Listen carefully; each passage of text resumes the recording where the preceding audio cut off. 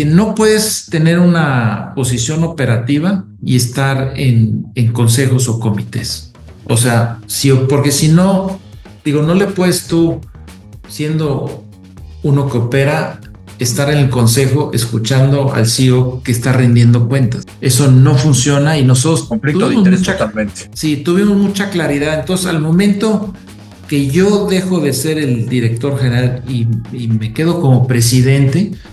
Bienvenidos a Familias en los Negocios, el espacio donde el legado familiar se encuentra con los desafíos del liderazgo empresarial. Soy Alex Méndez, asesor especializado en empresas familiares, con un poquito más de 18 años acompañando a familias empresarias en todo el mundo a enfrentar los grandes retos que surgen cuando el apellido y el negocio caminan juntos o separados. En este podcast conocerás historias reales, decisiones difíciles, éxitos y errores de familias que, como la tuya, buscan mantener la armonía, crecer como empresa y trascender como familia. Cada episodio es una ventana a lo que funciona y lo que duele en el mundo de las empresas familiares. Y si en algún momento algo de lo que escuchas resuena contigo o te gustaría conversar más a fondo sobre tu propia situación familiar o empresarial, estoy aquí para acompañarte. Ahora sí, comencemos.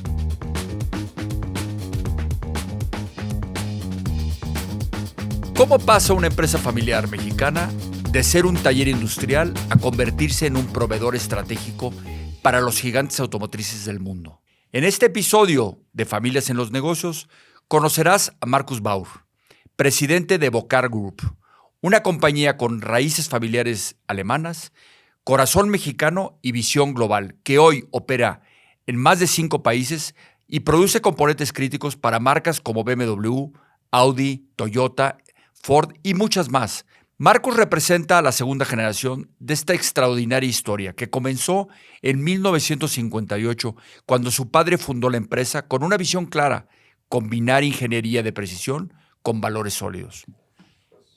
Pero lo que hace única esta conversación no es solo el tamaño del grupo o su sofisticación técnica, sino la honestidad con la que Markus habla de los retos reales, las conversaciones difíciles para diseñar acuerdos de familia, las tensiones de sucesión, la transformación radical que implicó institucionalizar una empresa que ya era exitosa, pero que necesitaba prepararse para el siguiente nivel. Si crees que el legado no se trata solo de mantener una empresa viva, sino de hacerla relevante generación tras generación, este episodio es para ti. Quédate hasta el final, porque en las palabras de Markus encontrarás el mapa de lo que significa liderar una familia empresaria con visión global. Qué gusto saludarte. Gracias por tomarte el tiempo para esta conversación, mi querido Markus. Igualmente. Como normalmente inicio, Markus, es pues que explique quién está al frente, ahorita qué generación es, un poquito la historia de dónde empieza el sueño de tus antecesores o si es del propio fundador, cómo lo hizo, un poquito para entender el contexto del negocio. Bueno, nosotros, la familia es familia Bauer y la empresa es Bocar, Grupo Bocar. Entonces, nosotros somos una empresa mexicana, pero de descendencia alemana. Entonces, ¿tú dónde naciste, Markus? ¿Tú dónde naciste? Yo nací en México. Y mi papá llega muy joven a México en 1950, con 20 años, y venía de una empresa alemana con la tarea de abrir una representación para ventas de máquinas muy especializadas de metalmecánica, unos tornos de metalmecánica con una tecnología muy avanzada en ese momento. Entonces, llega a México muy joven, abre esa representación de máquinas. ¿Llega ya casado o tu mamá es mexicana? No, tenía 20 años, o sea, muy, muy joven, y no era casado. Entonces, viene a México, trabaja unos años y se regresa a Alemania medio año para casarse con mi mamá y luego ya se viene con mi mamá. Mi mamá también es alemana. Ah, ok. Sí. Y entonces en 1955 se independiza y le va muy bien en 4 o 5 años vendiendo máquinas, y en 1955, empezaba la industrialización de México. Hay 2 etapas de industrialización muy importantes en México. La primera, que es de 1960-90, que era en un México cerrado. Y la segunda etapa, que es de 1990 a hoy, que es ya en un México abierto. Entonces, como que eran las empresas cuando México era cerrado, y luego eran las empresas cuando era un México abierto. Entonces, empieza la industrialización por esas fechas, y mi papá se independiza y empieza a surtir piezas metalmecánicas torneadas con un taller pequeño. ¿Y tu papi que era Y ingeniero o de dónde, cuál era su formación académica? mi papá había hecho un aprendizaje de un oficio de metalmecánica en esta misma empresa que fabricaba estas máquinas especializadas. Entonces, aprendió un oficio técnico de metalmecánica. No tenía carrera, entonces tenía un oficio de un técnico mecánico en estos procesos y en estas máquinas. Una pregunta personal, ¿tu papi vive todavía? No, mi papá falleció en 2019 con 84 años. Ah, bastante. Bueno, es que ya a estas alturas del partido digo que son que qué joven. Sí, sí, sí, sí, digo, es más, la gente dice que qué joven, que ya era grande. No, mi papá tuvo un Parkinson ligero, y por ese Parkinson dejó de trabajar a los 80 años. Entonces él siempre estuvo muy activo, y al momento que dejó de trabajar, pues a veces la gente que es tan trabajadora y que son fundadores y emprendedores y todo eso, pues todo gira alrededor del trabajo. O sea, la vida es el trabajo, y si les quitas el trabajo, pues les quitas la vida. Entonces, al momento que mi papá deja de trabajar, pues se nos viene para abajo. Oye, dime una cosa, Marcus, tú has de haber tenido oportunidad de platicar mucho con tu papá. ¿Cómo le surge de ser un colaborador exitoso para una empresa alemana, de repente decir, me voy a independizar y voy a ser emprendedor? ¿Cómo tuviste tuve oportunidad de platicar sobre eso con tu papá? Sí, sí, cómo no.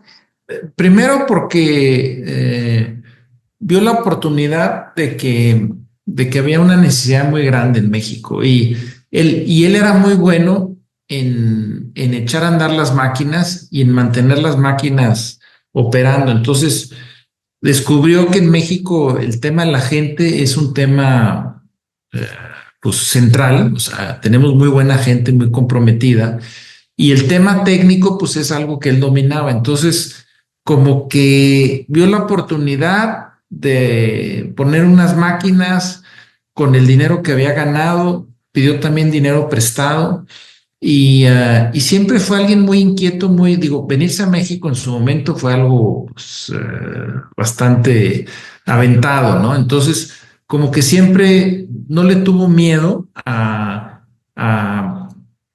arriesgarse y hacer cosas que no era el camino normal. Entonces, también en su trayectoria se metió a muchos negocios sin conocer, y le fue muy bien, y en unos que les fue mal, pues se volvió a salir, pero entonces siempre fue curioso, fue inquieto, y fue muy, muy aventado a tomar riesgo, y él mismo estar en el centro de operar, de manejar, o sea, como que asumía siempre la responsabilidad de todo.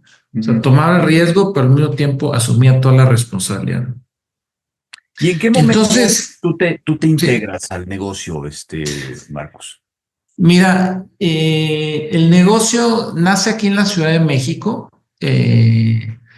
y yo diría, mi papá lo maneja con su gente hasta 1990. O sea, de 55, los primeros 35 años fue él solo con su equipo directivo y de ingenieros y todo. Es un negocio que creció eh, grande aquí en la Ciudad de México. Terminó haciendo de esas piezas metalmecánicas, terminó fabricando carburadores para todas las marcas de coches en México. En aquella época, cuando se usaban carburadores. Sí, con una integración muy alta. O sea, los carburadores traían entre 300 y 500 piezas Ujú. y todas las piezas las hacíamos in-house porque Wow. pues, era un México donde no podías importar. Entonces, al final terminábamos en las buenas épocas, fabricábamos 5 o 7 mil carburadores al día. Wow, muchísimos. Sí, sí, sí, sí. Entonces, y de diferentes tipos para todas las marcas, o sea, las americanas, las japonesas, las alemanas, las francesas, o sea, todos los que fabricaban coches en México que necesitaban un carburador, mi papá era el proveedor de los carburadores. Wow. Muy Sí. innovador. Para su Y momento. entonces en 1990 hay una ventana de oportunidad en donde entran el esposo de mi hermana, mi hermano y yo. En 12 meses todos entramos a trabajar en la empresa. Bueno, mi cuñado se maneja un negocio de plásticos, o sea, diversificamos al plástico, ese negocio lo maneja mi cuñado. Ujú. Mi hermano empieza un negocio nuevo de una tecnología para hacer piezas de aluminio por gravedad. Ujú. Y nosotros en 1985, 10 años antes del Tratado de Libre Comercio, mi papá pone una planta en Chihuahua Ujú. para exportar piezas a Estados Unidos. Entonces, 10 años antes del TEMEC, mi papá pone una planta en Chihuahua y ya surtíamos. Cuando empieza el TEMEC, nosotros ya llevábamos 10 años surtiendo piezas Muy visionario fabricadas tu en papá, ¿no? México, fabricadas en México a Estados Unidos. Y entonces yo me voy en 1990 a manejar esta planta en Chihuahua y así es como me integro al grupo. Déjame hacer un paréntesis en la historia, Marcos. Siempre el que la siguiente generación, los hijos, y en el caso de tu cuñado, entren al negocio, pues es un punto de inflexión, ¿no? ¿Cómo es que tu papá y ustedes, como hijos, toman la decisión de que es el momento de integrar a la siguiente generación? ¿O fue un momento circunstancial en la historia de la compañía? Yo diría que yo después de la carrera trabajé 2 años en Alemania. Mm. Entonces digo, no empecé directo a la carrera a trabajar aquí en la empresa. Y yo diría que en los tres casos, como que se dieron los momentos para que se viera el incursionar aquí en la empresa familiar como una oportunidad. Entonces fue más los tiempos, los momentos. El primero fue mi cuñado, luego como a los 6, 8 meses mi hermano. Fue en áreas muy diferentes y siempre había un proyecto importante nuevo para que fuera como una oportunidad para integrarte al grupo Ujú. con algo nuevo, con algo que necesitaba alguien nuevo, alguien adicional. Entonces fueron como áreas de oportunidad que aprovechamos esas áreas para entrar en la empresa. Ujú. Y yo terminé manejando luego, esta empresa en Chihuahua creció mucho. Al final manejaba yo desde Chihuahua varias empresas del grupo. Me metí mucho en la parte comercial, abrí una oficina en Estados Unidos y al final de ir por un año a Chihuahua, estuve 10 años ahí en Chihuahua. Entonces fue una fase, fue como hacer una maestría y doctorado al mismo tiempo en esos 10 años. Era otro Y yo cercano mundo. a tu papá en México, aparte. sea, aunque ibas y venías, pero seguramente pues tu papá estaba en México atendiendo el negocio Sí, me grande. ayudó, o sea, como que sí tenía cerca a mi papá, pero no tan cerca. Entonces, como que yo me desarrollé y me desarrollé un poco mi propio estilo, mi propia forma, mi propia manera. Y nuevamente vino el Tratado de Libre Comercio y la empresa es un child del NAFTA. Entonces, éramos una empresa pequeña, pequeña mediana, eh, digo, ventas $100 millones Ujú. y en estos 30 años de NAFTA, pues sí crecimos a ser un billion company. Wow. Entonces, sí nos subimos en esta ola del NAFTA y sí pudimos capitalizar y tuvimos un crecimiento orgánico muy fuerte. El modelo de negocio fue y sigue siendo, nos diferenciamos con la tecnología con la que fabricamos los productos, principalmente en México, para exportar a Estados Unidos. Ese es prácticamente el modelo de negocio. Ok. Oye, y dime, pasas 10 años en Chihuahua? Me imagino que probablemente alguno de tus hijos nació en Chihuahua. Eh, ¿qué te dice, me tengo que regresar o me tengo que regresar a México y empezar a estar más cerca de mi papá o de mi hermana, de mi cuñado? ¿O qué pasa en la familia para que tomes esa decisión de regresar a México? Sí, en el año 2000, mi papá en diciembre del 2000 tiene un accidente y se pone una infección. En una operación le infectan el hueso de una pierna. Entonces se pone muy crítico y se tiene que ausentar 2 años de la empresa Wow. por un tema serio de salud. Entonces yo me vengo en 2001 y mi papá decide dejar al frente a alguien de la familia y me pone a mí como director general. Entonces, eso aceleró bastante pues, los procesos de sucesión. O sea, fue un proceso de sucesión un poco por una emergencia de salud y cuando pasa eso, yo me quedo como director general en 2002, a inicios del 2002, y tenía yo 33 años. Entonces, Joven. sí. Digo, tenía yo ya 10 años trabajando en la empresa. Entonces, digo, eh, como que se dieron las cosas.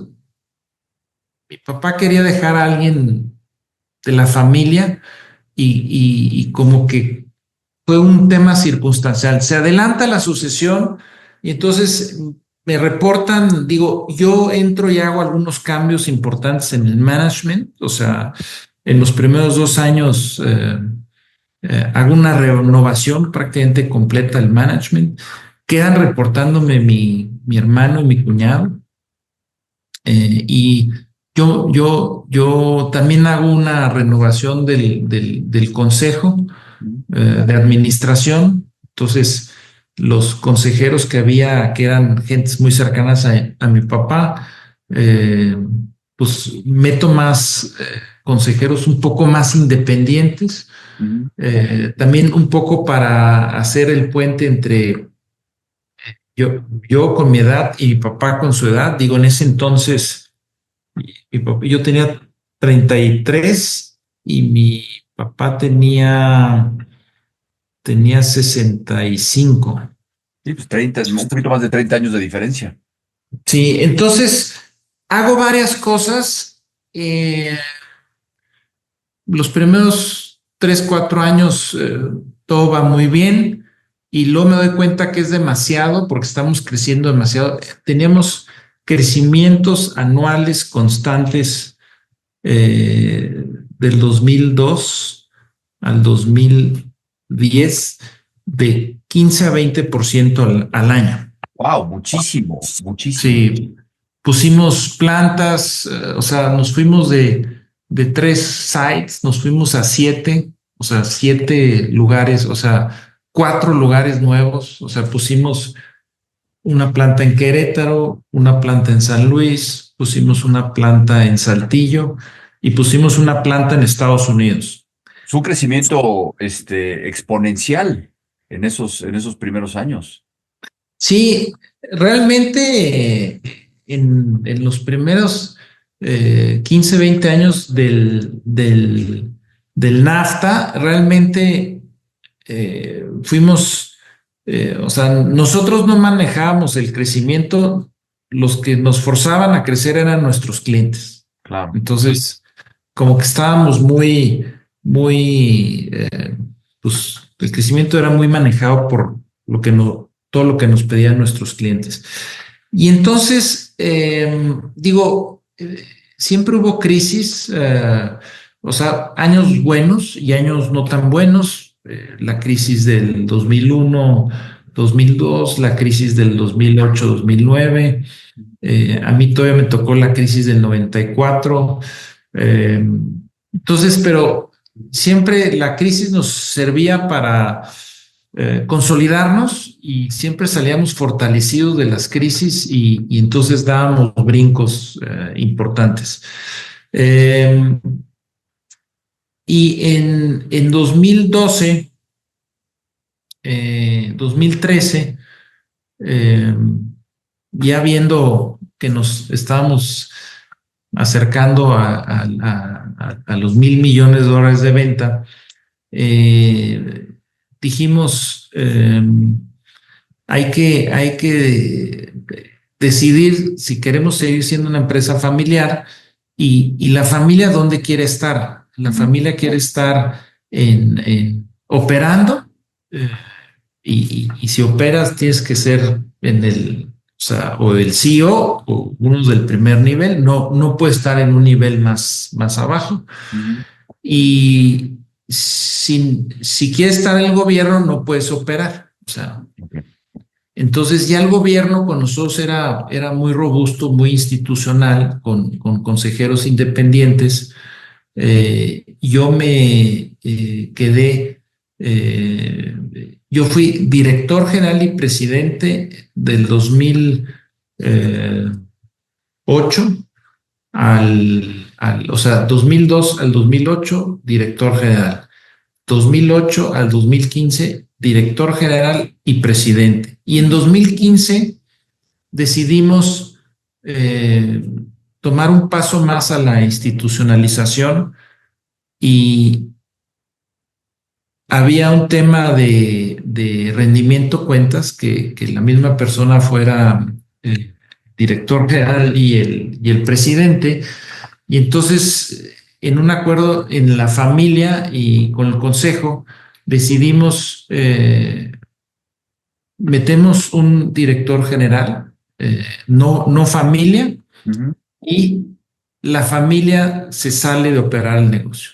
Okay. O sea, mi cuñado, mi hermano y yo nos salimos. Entonces, eso todo suena muy fácil, pero fue un proceso de 2, 3 años. Y entonces nosotros tenemos ya 10 hagamos un años. alto en el camino, Marcus, porque hay varias cosas que me llaman mucho la atención. Uno, veo que tu entrada al negocio por la enfermedad de tu papá en forma repentina, esta sucesión repentina, y tu papá decide que tú eres el sucesor en esos momentos.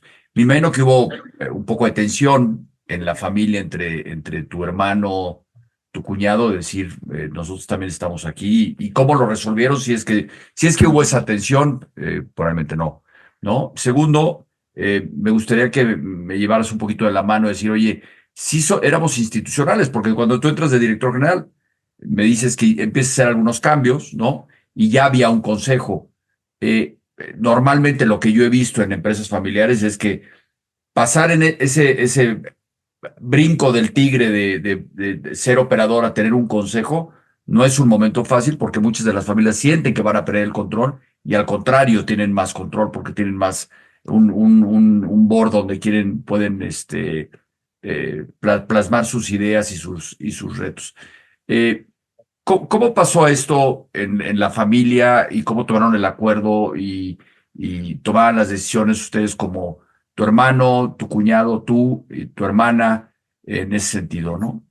En los primeros 10 años que estuvimos los tres de la familia, mi hermano estaba muy técnico, en un área muy técnica, con menos responsabilidad de gente. Y mi cuñado estaba muy enfocado a un negocio pequeño de plástico. Entonces, el que estaba en nuestro negocio principal, muy metido en la operación, en el día a día, era yo. Y ahí era yo el que más trataba con mi papá. Okay. Entonces, cuando llega este tema de a quién dejo, el que tenía mayor relación en el negocio grande, donde más estaba involucrado mi papá como presidente, era yo. Entonces, se dieron las cosas y yo creo que no hubo un conflicto ni con mi cuñado ni con mi hermano, como que se dieron las cosas de manera muy natural. Eh, yo creo que tal vez y la familia como operaba, no estaba tan involucrada en el gobierno. Y este tema de hacernos más institucional y crecer en el gobierno, mi papá tenía una muy buena práctica, sin que fuera un consejo tan formal de administración, tenía muy buena práctica de tener consejeros externos, gente de muy buen nivel de otras industrias, que le daban a él en lo personal consejo. Entonces, era alguien muy acostumbrado a rebotar ideas, a preguntar, a recibir retroalimentación sobre temas, grandes decisiones o grandes inversiones o temas muy estratégicos de gentes que manejaban empresas más grandes que la nuestra. Y entonces esa transición a un consejo formal de administración fue sencillo porque ya existía de alguna manera.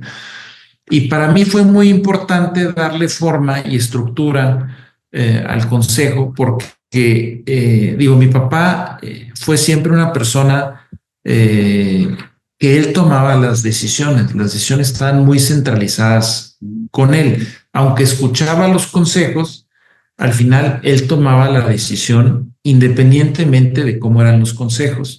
Entonces, para yo lograr un poco de que se aprobaran las cosas, aun cuando no era lo que él tal vez quería, era tener gentes más neutrales en el consejo y que ese grupo ayudara a balancear la toma de decisión entre mi papá y yo. Entonces, yo diría, digo, no quiero decir que no, digo, hubo los conflictos normales, pero los conflictos y tensiones normales que debe de haber en una empresa familiar. Y lo que es muy importante, nosotros como familia sí reconocimos siempre muy a tiempo. Una cosa es manejar una empresa familiar de un tamaño X, pero si eso crece por 10 o por 20, pues las formas y los procesos y las estructuras cambian bastante. O sea, Claro. ya no puede estar centralizado, ya no puede estar dependiendo de una persona, ya no puede depender de una familia, tiene que ser una estructura, una organización y el tema de gobierno se vuelve casi tan importante como la operación del día a día, de la misma relevancia agarra el gobierno. Y te da Y más en el control tema, con la familia también, ¿no? sí, y nosotros fuimos muy claros que no puedes tener una posición operativa y estar en consejos o comités. O sea, porque si no, digo, no le puedes tú, siendo uno que opera, estar en el consejo escuchando al CEO que está rindiendo cuentas. O sea, eso no funciona y nosotros Conflicto de interés totalmente. sí, tuvimos mucha claridad. Entonces, al momento que yo dejo de ser el director general y me quedo como presidente, que esa separación fue muy buena, digo, no es difícil convencer a la familia, pues que nos teníamos que salir y evitar un conflicto, Claro. que hubiera un director externo, no familia, al que le reportaban familia y una parte de la familia en el consejo de administración. Entonces, se fueron dando las cosas, eso ya fue hace 10 años y pensamos que fue lo correcto. Y en el tema de empresa familiar, nosotros en el 2000, hace 25 años casi, empezamos con John Davis de Harvard, Claro. a hacer algunas pláticas. Somos más de la cultura europea por la descendencia alemana. Entonces, lo de la cultura alemana, lo de la cultura americana de primero el negocio y luego la familia, somos más al estilo europeo, primero la familia y luego el negocio. Entonces, trabajamos a partir del 2010, 2005, 2000 con John Davis y 2005 con Miguel Ángel Gallo y Felipe Próspero. Sí, de allá de España. Sí, de Madrid. Sí, y con ellos estuvimos trabajando 10 años, muy intenso. Ellos manejaron procesos de protocolo y de empresa familiar como con 50 o 60 familias mexicanas y nos fue muy bien. Entonces, protocolo, estructura, asamblea, o sea, hicimos algo muy robusto del tema de empresa familiar y mi papá tenía ya una cosa también muy interesante. Mi papá mucho tiempo antes dejó de ser el director general y se quedó como presidente y dijo, no quiero tener oficina en la empresa.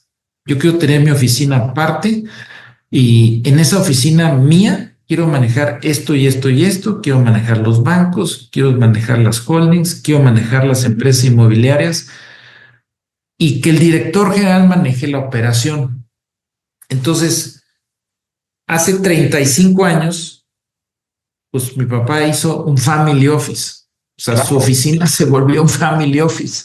Entonces... Pero curioso lo que me comentas es, tu papá, muchas de sus decisiones fueron el sentido común. O sea, le hacía sentido esta división de la operación y el consejo, le hacía sentido tener un consejo y tener a alguien con quien rebotar sus ideas, aunque él tomaba las decisiones, pero escuchaba a gente. Sí. Le dio sentido decir, oye, me quiero salir del día a día y estar en la oficina en el negocio y manejar esto. Y entonces crea empíricamente su family office, ¿no? Que después seguramente le dieron mucha más robustez y mucha más organización. Sí, me explico, sí. pero muchas veces me preguntan familias, oye, es que, ¿cómo le hace? Pues mucho es sentido común. Sí, correcto, Armonía y correcto. comunicación con la familia. Sí, y luego, pues a muy temprana edad se jaló a mi hermana, que no trabajaba en la empresa, a su oficina. Dijo, yo quiero que estés conmigo en la oficina. Y hoy mi hermana es la directora del Family Office, o sea, es la presidenta del Family Office. Entonces, como que fue acomodando las piezas sin crear realmente un conflicto. Y lo que es muy importante, hicimos un área muy robusta y muy importante en esta oficina de la familia, el tema de empresa familiar. Entonces, realmente el tema de trabajar con la primera generación, con la segunda generación, es algo, pues ya tenemos más de 15 años. Tengo que decir que hubo familias en Monterrey que siempre nos brindaron su consejo y apoyo y nos abrieron las puertas a a las best practices. Entonces, tuvimos dos familias en Monterrey que tenían siempre de 10, 15 años más avance que nosotros, y todo el know-how y las lecciones aprendidas de ellos lo tropicalizamos a nuestra situación. Entonces,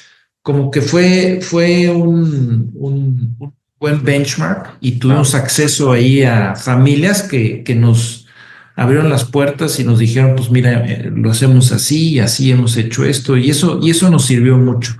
Y teniendo la empresa 70 años, estando hoy la segunda generación en el gobierno, nosotros ya iniciamos hace algún tiempo a integrar a la tercera generación en órganos de gobierno. Hay muchas reglas para que puedan estar en órganos de gobierno con voz, sin voto.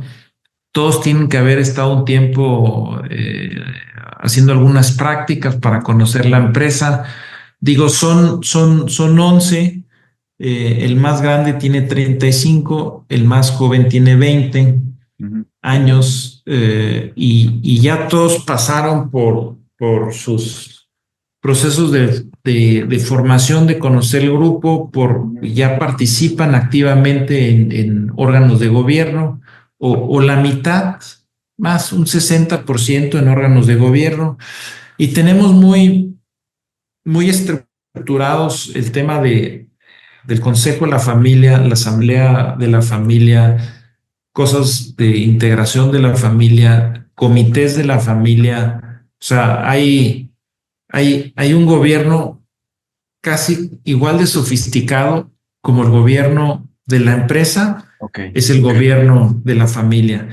Y hay ya uno de la tercera generación que todos los requisitos que hay que cumplir para entrar a trabajar al grupo ya los cumplió, y ya lleva 2 años trabajando en la empresa. O sea, finalmente ya está operando otra vez esta generación, esta tercera generación.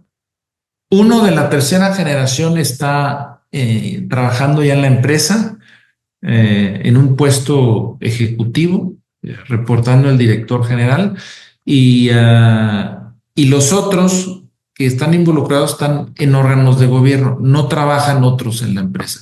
Nosotros somos partidarios preferimos que no trabajen en la empresa a que trabajen en la empresa. O sea, ¿cómo han promovido este espíritu emprendedor, o que la siguiente generación busque sus propios horizontes? ¿Qué han hecho al respecto? Pues realmente primero los ayudamos muchos a formación y capacitación. Para nosotros es más importante que sean accionistas responsables a que terminen trabajando en la empresa. Y los que quieren trabajar en la empresa, pues realmente nos aseguramos que tengan vocación y que casi tengan madera del que quiera trabajar en la empresa, que termine siendo el director de la empresa. Ok. Entonces, no queremos que luego haya haya 2 o 3 en el primer nivel, pero que ninguno de ellos pueda ser el director general. Y sí le vemos, digo, al final del día, si hay alguien de la familia que es los oídos, los ojos, que está tomando el pulso al negocio, pues le puede también transmitir eso a sus primos, ¿no? O a sus hermanos o a sus primos. Entonces, digo, hasta hoy hay uno que nosotros sí vemos que puede llegar a ser la cabeza. Y él tiene de ganas. la empresa. Y él tiene ganas, y ha cumplido con todos o sea, tienes que haber estudiado en una muy buena universidad, tienes que haber trabajado en el extranjero, tienes que haber trabajado 5 o 7 años, tienes que haber hecho una maestría en una de las top universidades, tienes que pasar varios assessments. O sea, realmente tienes que estar seguro que quieres esto y hasta hoy hay dos que pintan muy bien. Qué padre, qué padre. Oye, ¿y cómo promueven, y vuelvo a repetirte, el espíritu emprendedor en el resto de los miembros de la familia? Entiendo que los forman para ser dueños responsables, pero seguramente en tus sobrinos, en tus hijos, pues hay gente que le gusta probablemente la arquitectura o la ingeniería o ser doctores o músicos. ¿Cómo promueven que esta generación vaya creando su propio camino? Mira, les ofrecemos mucho, los apoyamos y ofrecemos mucho en el tema formación, o sea, en que sus currículums y sus estén muy bien, muy completos, o sea, que cubran muchas áreas. Les ayudamos a, en otras empresas, estar un tiempo, a tomar cursos, o sea, hay muchos cursos de formación que pueden tomar y los guiamos y los apoyamos y los acompañamos y todo eso. Y luego, una parte muy importante son profesionistas que están muy contentos haciendo lo que hacen y ahí los apoyamos y los podemos apoyar, pero normalmente ellos no requieren mucho apoyo. Tratamos, si tienen interés, de aportar de alguna manera en gobierno, sobre todo en el Family Office, también los apoyamos y lo fomentamos mucho para que estén un poquito más cerca. Digo, no nos gusta que nadie se desentienda y está lejos. Queremos que todos estén un poquito más cerca de lo que está pasando y estén enterados de las cosas. O sea, que no alguien diga, hijo, esto no lo sabía, eso lo tratamos de evitar. Y luego hay una parte que, que muestran interés de participar en la diversificación de algunos negocios que manejamos en el Family Office. Entonces, tenemos digo, ya 15 años fomentando la diversificación. Entonces, 2 o 3 están metidos en temas de diversificación, algunos de full time y otros part time. Okay. Cuando les sobra tiempo, ahí se involucran y participan. Y luego hay 2 o 3 que todavía por las edades y sus tiempos pensamos que van a terminar en el negocio grande operativo, pero como que tampoco no metemos presión, o sea, que ellos se presionen a sí mismos, si se da muy bien y si no, también no pasa nada, o sea, no hay, nunca alguien va a escuchar, tú tienes que hacer todo esto para lograr esto y estar en esta posición, eso ellos mismos, o sea, como que es más un push de ellos que un pull de nosotros. Desde el punto de vista de familia, ¿qué nos puedes platicar que han hecho ustedes que les ha funcionado para fomentar esta unión, este apego, esta cercanía, la historia, el legado? ¿Qué hacen ustedes como familia desde el Family Office? Pues mira, nosotros,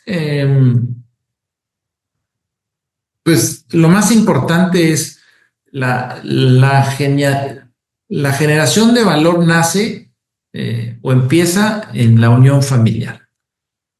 Entonces, nosotros que somos 3, la segunda generación, aunque somos diferentes, pero al final nos ponemos de acuerdo bastante fácil. Ok. Entonces, eso, pues ese ejemplo es muy, muy importante. Y luego nosotros hemos escogido a uno de cada familia, a uno, yo una hija, mi hermano a un hijo, mi hermana otro hijo, y ellos son como los líderes de la siguiente generación. Okay.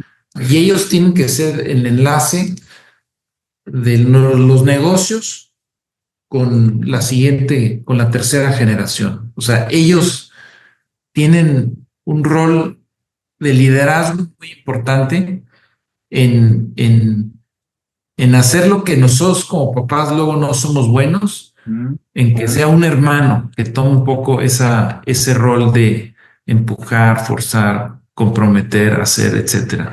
Sí. Y luego lo que es importante es que también hay 2, 3 grupos de primos que por edades tienen muy buena relación. Ok. Entonces, pues es más una relación de amigos que tiene ya mucho tiempo. Entonces, independientemente del negocio y de la seriedad y la formalidad y todo eso, se llevan muy bien 2 o 3 grupos. Y cuando juntas esos 2, 3 grupos, pues sí se ve como una siguiente generación muy unida. Entonces, creo que eso también, entre ellos, hay algo de peer pressure, de que nadie se quiere quedar atrás. Entonces, si hay unos que están punteando, pues los que están punteando y están haciendo todo bien y van avanzando muy bien y les sale todo muy bien, pues esos en automático jalan a los que van un poco más lento, digamos. Pero yo creo que estos procesos siempre son de tiempo, toman tiempo. Hay que darle el tiempo a las generaciones, especialmente a estas generaciones. Digo, nosotros la segunda generación venimos de una época donde nosotros, cuando mi papá decía cosas, pues lo hacíamos. Hoy, pues, si nosotros decimos cosas, pues no forzoso lo van a hacer, o sea. Es más retador. Sí, entonces como que hay que encontrar las formas. Digo, el fondo es el mismo, pero las formas, y entonces la siguiente generación está comprometida. Digo, hay hoy varios que están en el extranjero, no porque quieran vivir allá, sino les toca un tiempo estar fuera, o por estudios, o por trabajo, entonces la mitad está aquí. O sea, 6 están aquí y 5 están en el extranjero. ¿Y ya nació alguien de la cuarta generación? ¿O todavía no está? Sí, ya hay un niño de 1 año de la cuarta generación. ¿Eres abuelo o todavía no, mi querido Marcos? No, todavía no. Digo, yo por ser el chico, digo, mi hermana es la más grande, luego mi hermano, y luego yo soy definitivamente el más chico. Y mis hijos son los más chicos. Ah, ok. Digo, Eres el mayor. el más chico de 20 es mi hijo más chico. Ok. Y el más grande de 35 es el hijo más grande de mi hija, de mi hermana, que es la más grande. Ah, ok. Ok. ¿Tu mami vive todavía? Mi mamá tiene 86 años, está muy bien de salud y vive, correcto. Wow. Me llevo varios aprendizajes de esta gran historia de tu grupo. Es la importancia de los órganos de gobierno, ¿no? Que cuando ya las empresas son complejas y mucho más grandes, pues hay que meterle más proceso y más estructura, ¿no?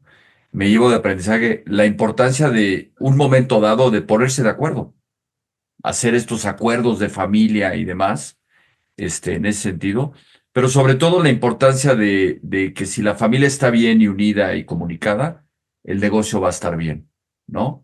Aunque es un balance difícil, pero como bien dijiste, has pasado por varias crisis y después de cada crisis se han fortalecido, ¿no?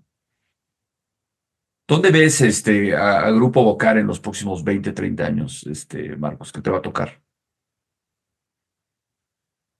Pues mira, yo empezaría donde veo el mundo, donde veo Norteamérica y donde veo México, y en ese contexto donde veo Bocar, que es industria automotriz.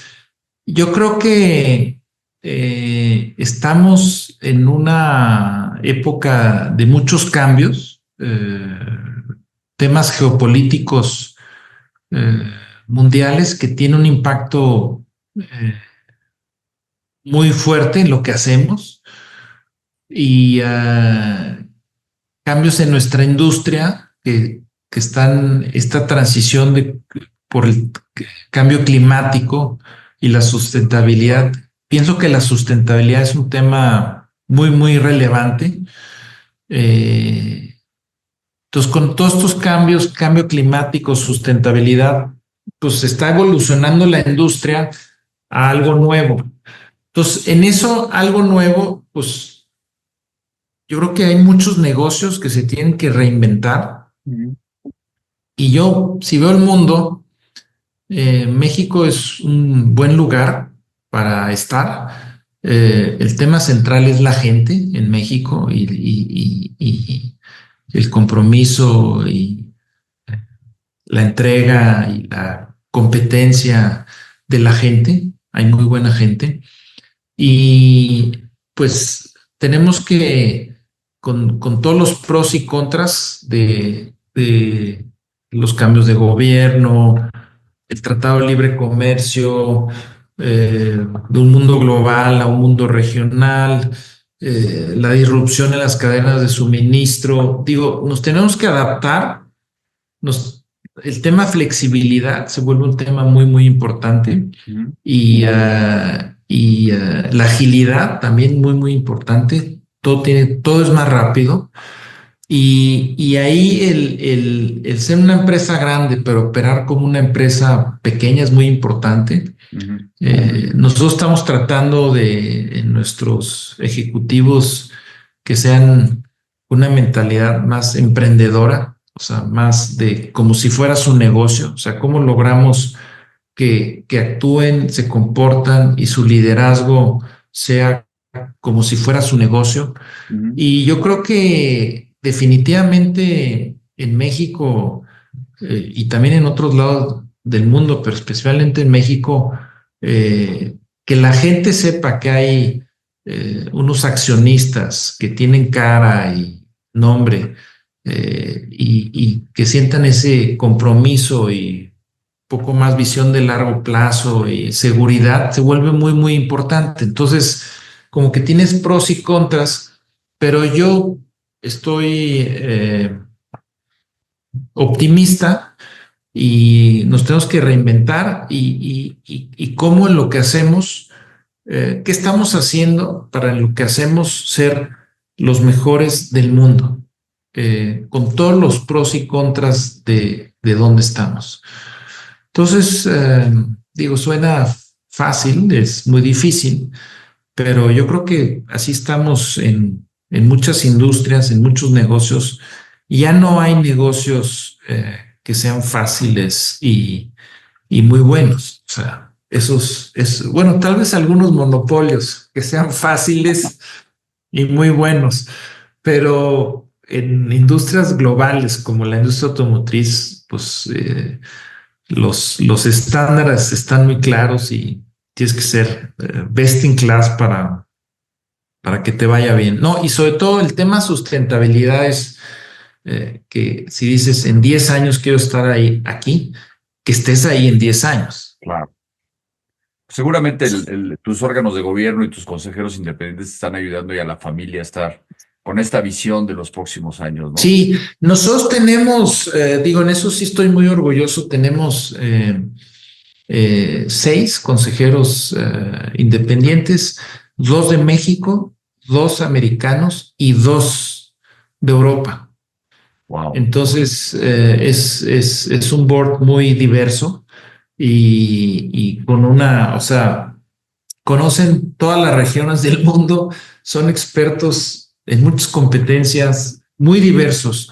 Y yo creo que eso, yo creo que las empresas exitosas y sustentables más a largo plazo, le doy más relevancia al board que al equipo directivo. Wow. Pues mira, me llevo esa gran lección y espero que los que nos escuchan en este episodio del podcast, se ven estas best practices que ustedes han logrado hacer, muchas con sentido común, pero con mucho trabajo. Oye, y muy importante, de los 6, 3 son mujeres. Mira, ¿qué me puedes decir al respecto en ese sentido? Porque entrevisté a una empresaria importante y siempre me dijo, aquellos consejos o empresas que no incluyan mujeres en sus consejos y en sus equipos directivos están dejando dinero en la mesa. Pues mira, nosotros ya desde mucho tiempo, déjame decirte que tenemos mucha gente y el 63% son mujeres Wow. de nuestra empresa. Y en las buenas épocas de mi papá era 70% mujeres.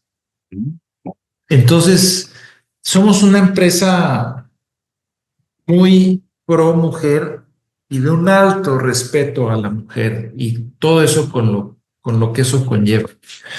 Pero en el consejo es muy, muy importante porque la visión y el enfoque de las mujeres es diferente y para estar en esas posiciones, pues no lo tuvieron más fácil No. que los hombres, ¿no? Lo tuvieron más difícil. Entonces, creo que enriquece mucho y a nosotros nos ha funcionado muy bien.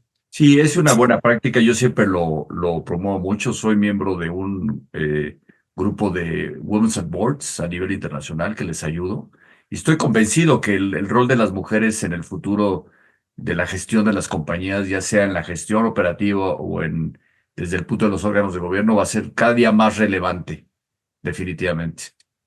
Muy bien. ¿No? No sabes cómo Sí. te agradezco, mi querido Marcus, el espacio, el tiempo que me has dedicado en estos minutos para compartir tus experiencias como familia empresaria. No, mucho gusto y seguimos en contacto. Después de escuchar a Marcus Baur, queda claro que las empresas familiares que trascienden no son las que evitan el conflicto, sino las que lo enfrentan con madurez, reglas claras y visión compartida. Es un testimonio como la segunda generación al frente de Grupo Bocar, Marcus nos deja un legado de ideas que toda familia empresaria debe reflexionar. Las conversaciones difíciles son necesarias. Diseñar acuerdos de familia no fue cómodo, pero fue el cimiento para preservar la armonía y proteger el legado. La institucionalización no es una amenaza, es una evolución.